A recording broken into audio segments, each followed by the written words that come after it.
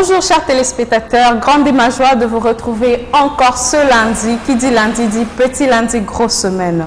Me revoilà sur le plateau de Direct Télévision pour votre émission Petit lundi, grosse semaine.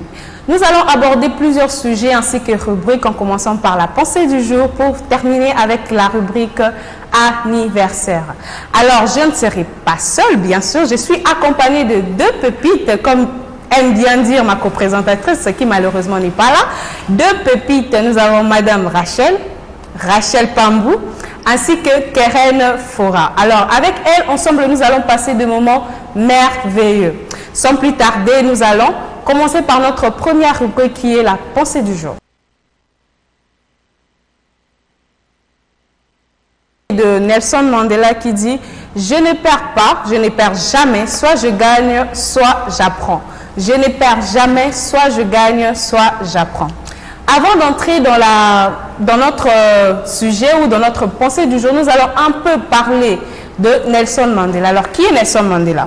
Nelson Mandela dit Rolilala Mandela, dont le nom tribal est Madiba, est né le 18 juillet 1918 à Vueso. Est mort le 5 décembre 2013 à l'âge de 95 ans à Johannesburg. Est un homme d'État sud-africain. Il a été l'un des dirigeants historiques de la lutte contre le système politique institutionnel des ségrégations raciales, dénommé apartheid, avant de devenir président de la République de l'Afrique du Sud. Et aussi, il faut savoir qu'après 27 ans d'emprisonnement dans des conditions souvent difficiles et après avoir refusé d'être libéré pour rester en cohérence avec ses convictions, il sera relâché plus tard le 11 février 1990. Alors mes chères dames, mes chères dames, voilà un petit bref aperçu de la personne de Nelson Mandela. Avant d'entrer dans notre vif du sujet qui est la pensée du jour, j'aimerais un peu que vous puissiez, je commencerai par Madame Rachel, nous dire quel aspect de Nelson Mandela connais-tu? Tu le connais sur quel aspect? Parce qu'il a été un leader, un dirigeant et un homme très inspirant pour ce monde, pour l'Afrique tout entière. Alors, quel aspect le connais-tu le plus? Merci déjà pour la parole et j'aimerais vous dire avant tout que je suis hyper contente d'être ici avec vous et je vous remercie de m'avoir invitée. La joie est partagée. En tout cas, nous sommes très ravis de vous recevoir, de te recevoir ainsi que Keren. C'est vraiment une grande joie pour nous de te recevoir. Alors, peux-tu nous dire un peu comment Nelson Mandela t'inspire? Pour moi, je l'ai connu d'abord premièrement parce que j'entendais tout le monde parler de Nelson Mandela. Du coup, je suis allée faire une petite recherche et j'ai un peu lu son histoire, si je peux dire. Et j'ai vu que il avait vraiment la résilience et c'était un bon leader, c'était un bon patriote et il avait, je sais pas comment les décrire, mais voilà, en quelques mots, si je peux dire ça. Du coup, c'est sa résilience qui m'a vraiment attract vers lui. Bien sûr, ce sont nos invités. Vous allez les découvrir plus encore dans la rubrique invité. Alors, prenez votre mal en patience. Mais une petite surprise, non, je vais dévoiler cela. Nous avons une anglophone. Donc, comprenez s'il y a un peu de mots anglais qui entrent dans sa phrase. Alors, Madame Rachel. Rachel, continuez. Voilà. Sa résilience et sa persévérance parce qu'il a subi vraiment beaucoup d'oppression et notamment quand je parle d'oppression, je vois ses 27 ans en tôle et pour moi c'est au fait être 27 ans en tôle et puis après ressortir, continuer ses manifestations, ses revendications pour la liberté de son pays. En tout cas, je sais pas, je trouve ça juste extraordinaire et c'est très inspirant pour la jeunesse. Donc voilà, il faut être persévérant, il faut être résilient et il faut aimer sa patrie. Donc, résilient et la persévérance. La résilience ainsi que la persévérance. Une des choses vraiment à retenir pour ce début de la semaine. Alors, Keren, que peux-tu nous dire par rapport à l'histoire, la petite histoire racontée de Nelson Mandela? Merci d'abord pour la parole. En fait, Nelson Mandela, c'était un homme patriotique qui avait le souci que les Noirs et les Blancs puissent avoir les mêmes droits, puissent avoir l'égalité de tous. Et pour cela, il a dû faire des études en droit. Et après, il s'est intégré dans un parti politique pour avoir plus d'éclaircissement à ce sujet, comment lutter contre la discrimination de la race sociale. Après ce revenu, il a fait donc il s'est donné pour son pays et en quelque sorte, ses études en droit ont été motivées par rapport à la situation qu'il remarquait dans sa population où les blancs étaient plus supérieurs aux noirs, alors qu'il voulait vraiment une justice équitable, qu'il y ait justice entre le noir et les blancs, l'égalité et l'équilibre. C'est ce qui l'a poussé en vrai de faire ses études en droit. En tout cas, Nelson Mandela, en résumé, c'était vraiment une personne très très inspirante et un bon leader, comme la plupart des gens le disent, comme on l'a si bien entendu chez Rachel, était un leader vraiment exceptionnel. Alors, nous allons entrer en notre vif du sujet. Je peux rajouter quelque chose? Oui, tu peux rajouter, il n'y a pas de problème. Okay. Et il y a aussi quelque chose qui m'a vraiment touchée lorsque j'ai lu son parcours, c'est son cœur au fait. Il avait tellement un bon cœur parce que lorsqu'il a passé ses 27 ans en prison et qu'il est ressorti après, il a été élu. Au lieu de, comme certaines personnes le feraient, moi personnellement je le ferais, je me vengerais contre les hommes blancs. Oui, je me vengerais, en tout cas, excusez-moi. La vengeance dans le sang. Oui, la vengeance dans le sang parce que c'est... Et puis 27 ans, il a beaucoup souffert. Franchement, il a subi beaucoup d'oppression. Pour son pays. Oui, mais c'est... Ouais, je suis là aussi, mais je ne suis pas dans cet angle-là. Ce qu'il a fait après, quand il a été élu, c'est il a à la place de mettre la vengeance, il a instauré l'unité et...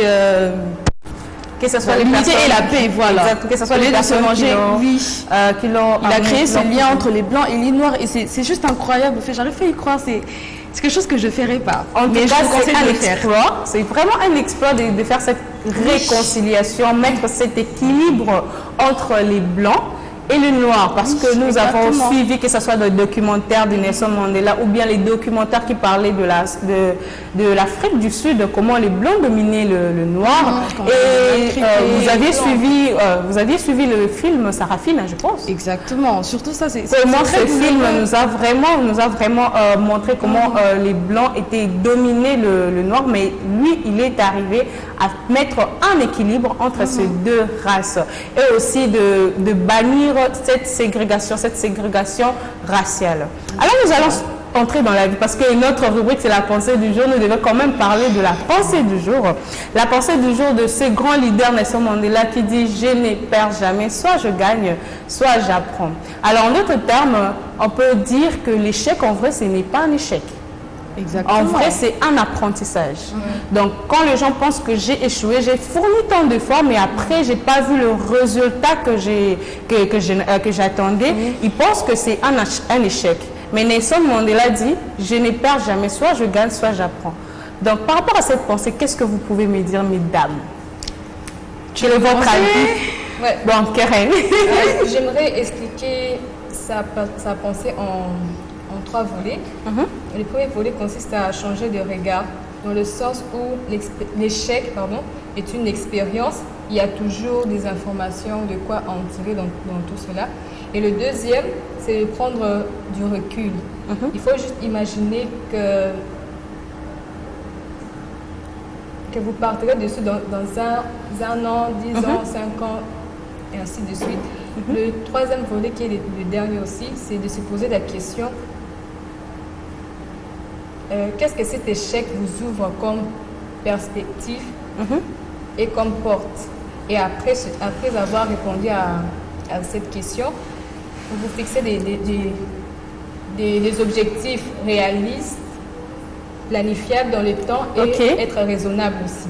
En tout cas, il y a une chose qui m'a vraiment interpellée dans les 3 volets, c'est ton deuxième volet qui dit prendre du recul. Non, le premier volet qui dit avoir une nouvelle perspective de choses. Donc voir les choses autrement, c'est la première des choses qu'une personne doit faire. Donc ne pas voir que ça c'est un échec, mais c'est un apprentissage, une expérience acquise, une nouvelle expérience acquise. Et ne pas voir ça comme un échec pour pouvoir abandonner. Donc la première des choses, c'est changer la perspective, donc voir les choses autrement. Donc avoir une nouvelle perspective de la chose qu'on est en train de faire. En tout cas, c'est très, très, très, très, très, très important. Alors, Rachel, que peux-tu nous dire par rapport à cette pensée? En tout cas, c'est très profond comme pensée. J'ai travaillé dessus depuis hier. Donc voilà, ce que je pourrais dire, c'est que ce qui m'intéresse dans cette citation, c'est d'abord la première partie où il y a la virgule après. Je ne perds jamais. Cette phrase est trop puissante que si tu la dis tous les matins, en fait, ça va tellement te motiver et tout. Mais voilà, je vais pas beaucoup parler. Je vais aller rapidement. La première phrase, c'est comme une affirmation de résilience. Quand tu dis ça, c'est-à-dire que dans toutes les situations, peu importe ce qui va arriver, tu ne perdras pas. C'est une affirmation que tu mets. Et je ne vais pas entrer dans les choses bibliques, mais tout le pouvoir nous a été confié par la langue. Quand tu dis que tu ne perds jamais, tu ne perdras jamais. Et tu auras toujours réussi dans tout ce que tu entreprends. Même si tu perds, en fait, ta mentalité ne sera pas down ou tu ne seras pas abattu. Oui. Tu te diras que, ok, je ne perds pas. J'ai perdu une fois, mais je ne perdrai pas une deuxième fois. L'échec, au fait, il ne faut pas avoir peur de se tromper. Les Congolais, quand tu échoues une fois, c'est comme une faiblesse, c'est comme l'échec de toute ta vie. Non, donc l'échec, mon échelle. Donc c'est une manière de gravir, de monter au fait. Oui. C'est un moyen de pouvoir grandir en quelque sorte. Oui. Donc l'échec, mais en vrai, c'est pas pour, comme tu l'as dit, pour être down ou bien pour être abattu et abandonné, mais c'est pour nous pousser en fait à faire encore mieux, à fournir encore plus d'efforts. Bon, j'ai volé. Oui, c'est pas grave. Un tout petit peu. Bon, tu l'as dit, elle a tout dit. Tout ce que j'allais dire, elle l'a dit. Donc, non, je ne l'ai pas dit, j'ai juste l'échec. Ok. N'ayez pas peur de vous tromper parce que l'échec nous lie à la réussite. Toutes les fois où tu échoueras, tu apprendras quelque chose. Ok? Tu apprendras quelque chose dans le sens où la prochaine fois, tu éviteras ce qui t'a fait échouer. C'est déjà un apprentissage, non? Quand tu échoues une fois et que, voilà, tu sais que par exemple, je donne un exemple pour les écoliers, j'ai pas révisé, je vais faire mon examen, à la fin j'ai un 0. Qu'est-ce que tu te diras la prochaine fois? Non, le prochain examen, je dois étudier. Si j'ai pas réussi, c'est parce que j'ai pas révisé. Et ça t'a appris quelque chose, que sans réviser, on ne réussit pas. Exactement. Alors, chers téléspectateurs, nous espérons que je vous avais bien dit au début que je suis accompagnée de 2 pépites. Alors, nous allons passer de moments tellement merveilleux ensemble. Vous avez déjà entendu, vous avez déjà senti l'avant-goût de la chose venant de nos 2 invités merveilleuses et incroyables.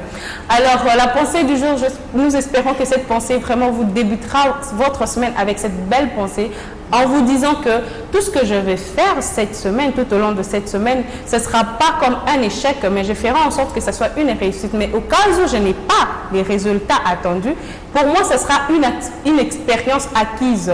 Et si je gagne, tant mieux. Alors, c'était notre rubrique pensée du jour.